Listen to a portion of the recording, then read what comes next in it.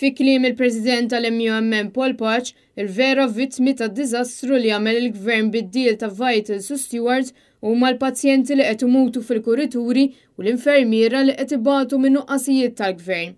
Dan qalu l-istess Paul Paċ meta tnejn filgħodu sejjaħ konferenza tal-aħbarijiet quddiem Kastilja fejn fakkar kif l-MUMN resqet ma' 780 proposta lill-Gvern biex jitsaħħu l-kundizzjoni tal-infermiera. Iżda dan is-settur il-Gvern qed juri biċ-ċar li m'għandux flus.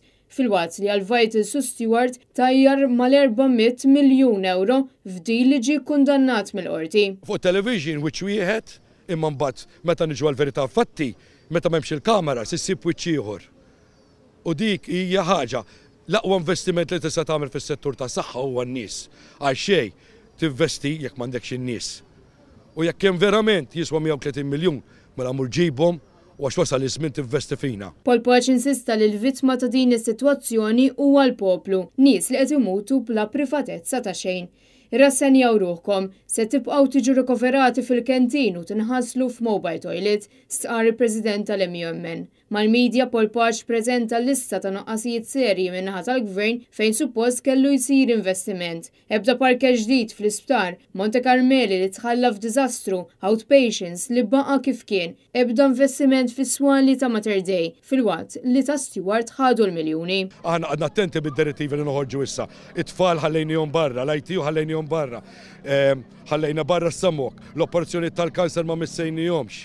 Sowa, imma jekk dawn il-messaġġi l-Gvern mhux qed jieħodhom qed jibqa' jinjorana, sfortunatament laqas d-direttiva ma ridna noħorġu aħna. Aħna konna nifhmu hemm barra li kulħadd qed jara l-Ewropa x'ġara, konna niftehmu barra li dal-Gvern li qed warajna ħajjiġiju bil-proposti, jiġiju bil-flus, ma sibniex hekk issa.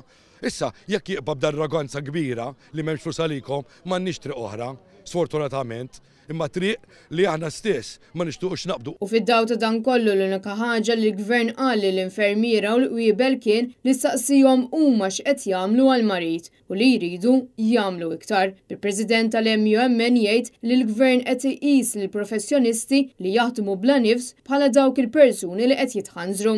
Paul Paċ fakkar li kellha tkun kawża miftuħa mid-Deputat Nazzjonalista Rendelija li waslet biex ħarġet il-verità u sirna nafu kollox dwar Vitals u Stewart. Kien hawnhekk fejn il-President tal-MUMN appella lill-Prim Ministru biex jiskuża ruħu għal dawn l-iskandli u jreġġa' lura dak li l-poplu Maltin steraqlu minħabba nuqqasijiet tal-Gvern stess.